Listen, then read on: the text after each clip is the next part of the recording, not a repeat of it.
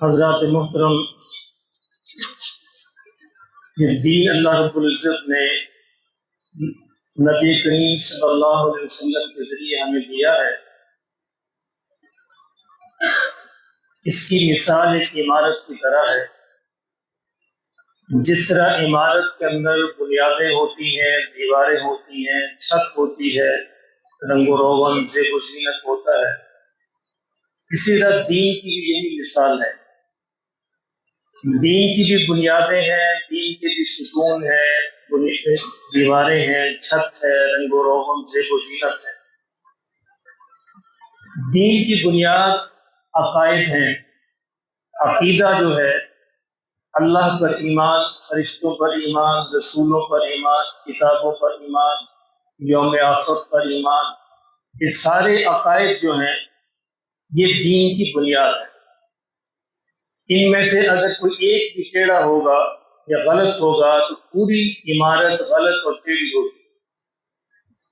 اور بنیادیں اگر کمزور رہ جائیں، بنیادوں کے اندر پانی پڑ جائے، کچھ مسئلہ ہو جائے تو پوری عمارت بنی بنائی گر جایا کرتی۔ اس لیے سب سے پہلے اپنے عقائد کو مضبوط کرنا ہے، یعنی توحید پر ایمان اس طرح کہ جس طرح ایمان لانے کا حق ہے، رسالت پر اس طرح ایمان جس طرح ایمان لانے کا حق ہے، اسی طرح باقی عقائد پر بھی۔ دین کی بنیاد، دین کی عمارت کی بنیاد کیا ہے؟ عقائد۔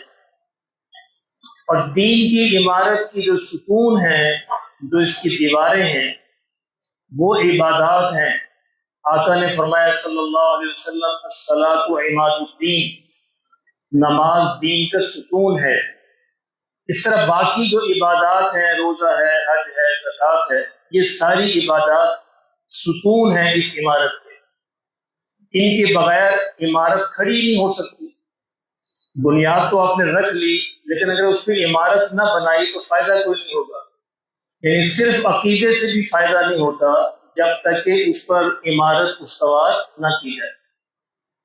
اس لیے وہ پلر یا دیواریں جو آپ بنا رہے ہیں ان کا مضبوط ہونا بھی ضروری ہے، کیونکہ اسی کے سہارے اب آگے مزید عمارت میں کھڑا ہونا ہے۔ اس کی جو پلرز یا اس کے ستون یا اس کی دیواریں کیا ہیں؟ عبادات۔ اور اس کے اوپر جو چھت ڈالیں گے وہ اس کی چھت ہے معاملات، ہمارا آپس کا لین دین، ہمارا آپس کے معاملات۔ یہ معاملات اگر صحیح نہ ہوئے تو بنیاد اور دیواریں اور ستون وہ بیکار چلے جائیں۔ دیکھیں، آپ نے ایک عمارت بنائی اور آپ نے ستون دیواریں بنا کر کھڑے ہو، کیا اس میں آپ رہ سکتے ہیں؟ نہیں رہ سکتے۔ بارش ہوگی، گرمی ہوگی، سردی ہوگی، مسائل ہوں گے تو وہ عمارت رہنے کے قابل نہیں ہوگی۔ ڈھانچہ کہیں گے اسے، ایک ڈھانچہ کھڑا ہے لیکن رہنے کے قابل عمارت نہیں ہوگی۔ جنت میں جانے کے قابل مسلمان کے دین کی عمارت تب بنے گی جب معاملات صحیح ہوں گی۔ عقائد کا صحیح ہونا اور عبادات کا صحیح ہونا، اس کے بعد معاملات کا صحیح ہونا، ہمارے جو آپس کے معاملات ہیں، آپس کے لین دین ہیں، تعلقات ہیں، آپس کا اخلاق ہے، یہ ساری چیزیں ہماری عبادات کو محفوظ بناتی ہیں۔ یعنی اگر کسی نے کسی کی غیبت کر دی تو غیبت سے اس کے نیک اور مقبول اعمال جو ہے دوسرے کے کھاتے میں منتقل ہو جائیں گے۔ اب آپ کے اعمال کا فائدہ نہ ہوا، بیکار چلے گئے، وہ جو دیواریں جو ستون آپ نے کھڑے کیے تھے ان کی اہمیت ختم ہو گئی، بیکار چلے گئے۔ تو دین کی جو چھت ہے اس عمارت کی، وہ معاملات ہے۔ اس لیے معاملات کا صحیح ہونا بہت ضروری ہے، ورنہ آپ کی دیواریں اور آپ کی بنیادیں سب بیکار چلی جائیں۔ اچھا، اس کے بعد اگر آپ نے چھت بھی ڈال لی، چھت ڈالنے کے بعد ایک مرحلہ اور ہوتا ہے، وہ ہے کہ مکان دیکھنے میں خوبصورت لگے، اچھا لگے، اس میں آپ پھر حسب توفیق اس کے آپ ماربل لگواتے ہیں، ٹائلیں لگواتے ہیں، رنگ و روغن کرتے ہیں، لکڑی کا کام کرواتے ہیں، زیب و زینت کرتے ہیں۔ اس کے بعد وہ مکان اس قابل ہوتا ہے کہ دیکھنے کو اچھا لگے، خوبصورت لگے، اور دیکھ کر انسان اس کی تعریف کرے۔ تو اچھا مسلمان تب بنتا ہے، اچھے مسلمان کی دین کی عمارت تب خوبصورت بنتی ہے جب اس کے عقائد بھی صحیح ہوں، اس کی عبادات بھی اچھی ہوں، اس کے معاملات بھی بہتر ہوں، اور اس کے اخلاق بھی اچھے ہیں۔ یہ جو زیب و زینت ہے، یعنی مکان کی جو زیب و زینت ہے، مکان کی جو آرائش ہے، مکان کی جو خوبصورتی ہے، جس طرح اس کا رنگ و روغن ہے، اس کا جو ٹائل ورک ہے یا اس کا جو ماربل ہے، اسی طرح ہماری جو اخلاق ہے، ہمارے جو ایٹیکیٹ اور مینرز ہیں، یہ ہمارے دین کی بنیاد کو بہتر بنائیں گے، خوبصورت بنائیں گے، دیکھنے کے قابل بنائیں گے، اور لوگ جو اس سے متاثر ہوں۔ غیر مسلم جو ہے وہ ہمارے عقائد سے تعلق نہیں، ان کو نہ عبادات سے تعلق ہے، وہ ہمارے اخلاق دیکھ کے مسلمان ہوتے ہیں۔ تو زیب و زینت ہے نا، جو رنگ و روغن جو ہے، جو خوبصورتی ہے، اس کو دیکھ کر متاثر ہوتے ہیں، اس کو دیکھ کر ایمان لاتے ہیں، اس لیے اس کی اہمیت سب سے زیادہ ہے۔ میں نے آپ کے سامنے جو حدیث پڑھی ہے، آقا دو عالم صلی اللہ علیہ وسلم نے فرمایا ما من شیء اثقل فی میزان المومن یوم القیامہ، قیامت کے دن مومن کے ترازو میں، میزان میں کوئی چیز اس سے وزن نہیں ہوگی۔ کون سی چیز؟ من حسن الخلق، اچھے اخلاق سے زیادہ، اس کا وزن سب سے زیادہ ہوگا۔ تو یہ جو مینرز، ایٹیکیٹ، اچھے اخلاق جو ہیں، عام طور پر مذہبی طبقہ جو ہے اس میں تھوڑا پیچھے ہوتا ہے۔ یہ ایک المیہ ہے، وہ سمجھتے ہیں کہ شاید ہم نمازیں پڑھ کر فارغ ہو گئے، یہ ہمارے لیے کافی ہو جائیں گی۔ نہیں، ایسا نہیں ہے، ہمیں آگے بڑھنا ہے تاکہ جنت میں اعلیٰ درجات کو پا سکیں۔ اور جنت کی کوئی منزل نہیں ہے، سینکڑوں منازل ہیں اس کی، اعلیٰ سے اعلیٰ درجات آپ کے منتظر ہیں، ہر قدم پر آپ آگے بڑھ سکتے ہیں۔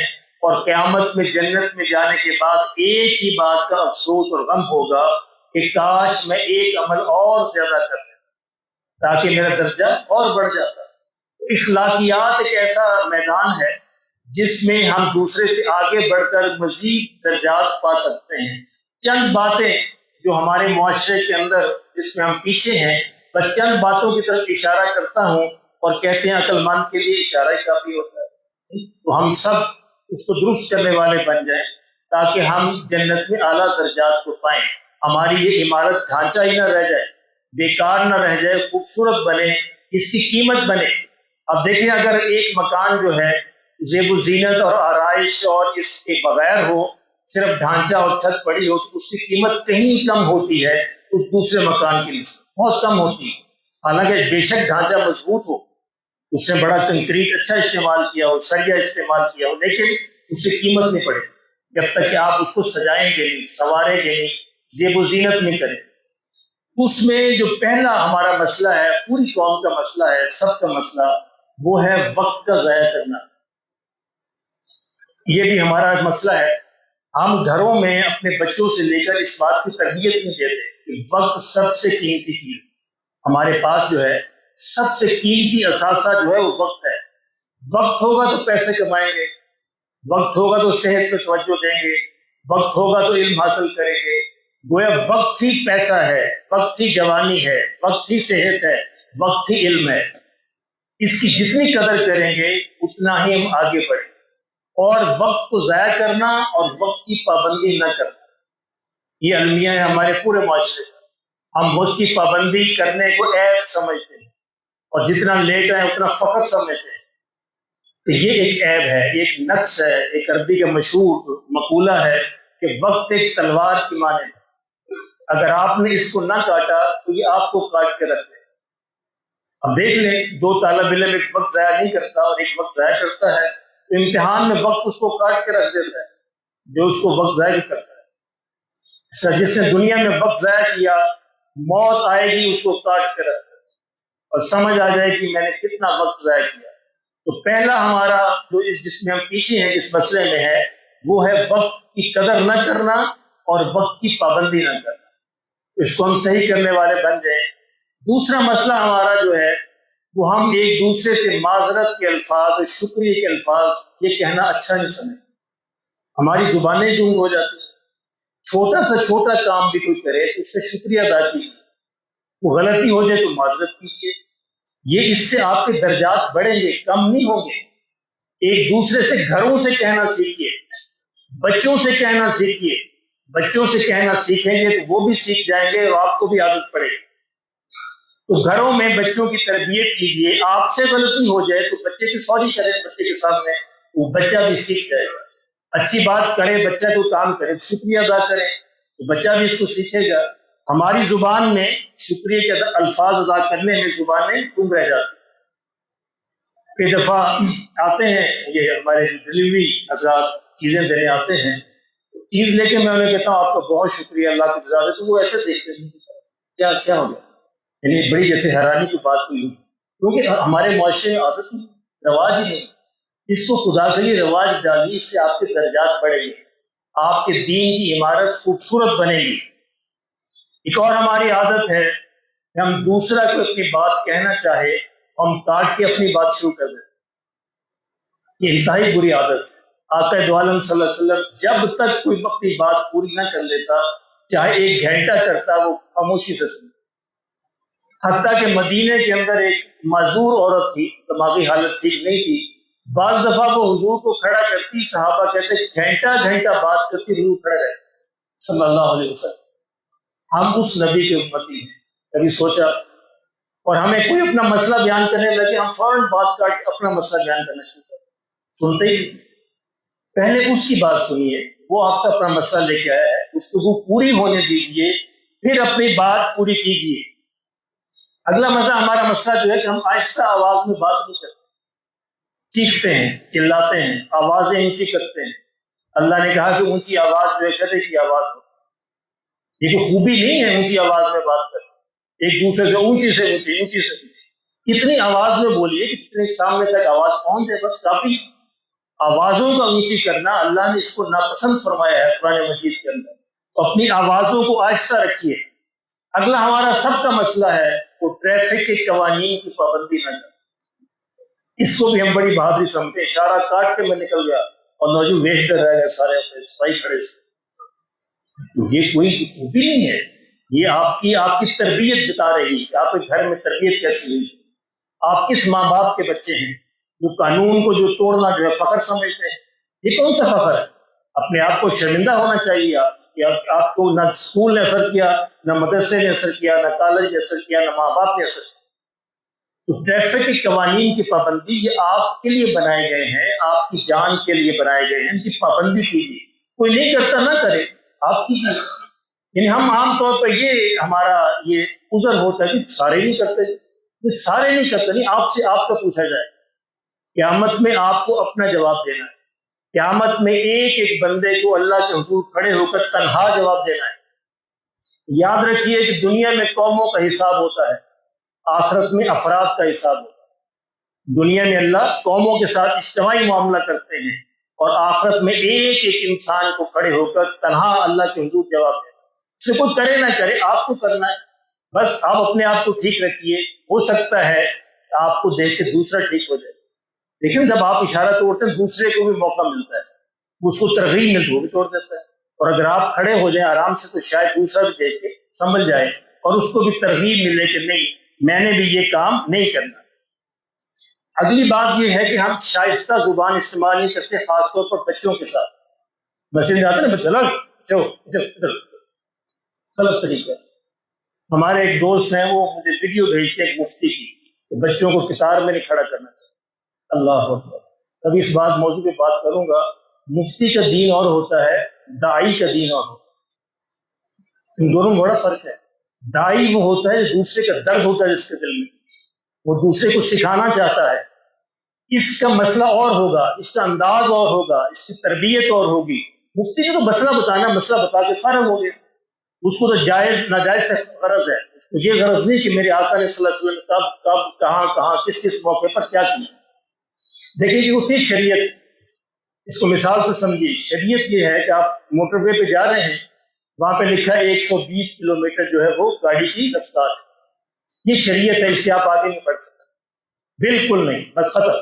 لیکن کہاں آپ نے کتنی رفتار رکھنی ہے یہ تو حالات نے بتانا، آپ 100 رکھنا ہے، 80 رکھنی ہے، 90 رکھنی ہے، 50 رکھنی ہے، کم رکھنی ہے، زیادہ رکھنی ہے۔ 120 شریعت ہے، اسے آپ آگے نہیں بڑھ سکتے، یہ حد آپ کراس نہیں کر سکتے۔ لیکن کیا ہمیشہ 120 رکھنی ہے؟ مفتی تو بتا دے گا کہ 120 ہے بس یہ جائز ہے یا ناجائز ہے، لیکن حالات بتائیں گے، داعی آپ کو بتائے گا کہ یہاں میرے بھائی کم رکھو، یہاں 60 رکھو، یہاں 70 رکھو، یہاں سنبھل کے چلو، یہاں موڑ ہے، یہاں خطرناک ہے، وادیاں ہیں۔ یہ داعی کا کام ہے، وہ سمجھائے گا آپ کو، مفتی کا کام نہیں ہے، وہ ایک مسئلہ بتا کے فارغ ہو جائے۔ بچے جو مساجد میں آتے ہیں یہ ہمارے بچے ہیں، یہ کل کو ہمارا سرمایہ بننے ہیں، ان کو اگر ہم دھتکار دیں گے، نکال دیں گے، تو کل کو یہ بڑے ہو کر بھی یہ مسجدوں کی طرف رخ نہیں کرتے۔ تو ایسا بچہ جو سمجھدار ہے، 7 8 9 برس کا ہے، اس کو جگہ دیجیے، اس کو سمجھائیے، اپنے ساتھ کھڑا کیجیے، تاکہ کل کو وہ ایک اچھا مسلمان بنے، اچھا نمازی بنے۔ تو اس پہ کسی دن بات کریں گے کہ مفتی کا دین اور ہوتا ہے اور داعی کا دین اور ہوتا ہے، دونوں میں بڑا فرق ہوتا ہے۔ تو میں یہ عرض کر رہا تھا کہ بچوں کے ساتھ بھی شائستہ زبان استعمال کی، بوڑھوں کے ساتھ ہم کر لیتے ہیں، لیکن جوانوں کے ساتھ اور بچوں کے ساتھ بھی کیجیے، تاکہ وہ بچے کل کو آپ کا اثاثہ بنے، سرمایہ بنے۔ آقا دو عالم اصول یہ ہے کہ بچے بڑوں کو سلام کریں، ایسے ہی اصول ہے نا، لیکن آقا دو عالم صلی اللہ علیہ وسلم خود بچوں کو سلام کرتے تھے، اللہ اکبر۔ اور کبھی سواری پہ جا رہے ہوتے تو سواری کو بٹھا کے بچوں کو سوار کروا لیتے۔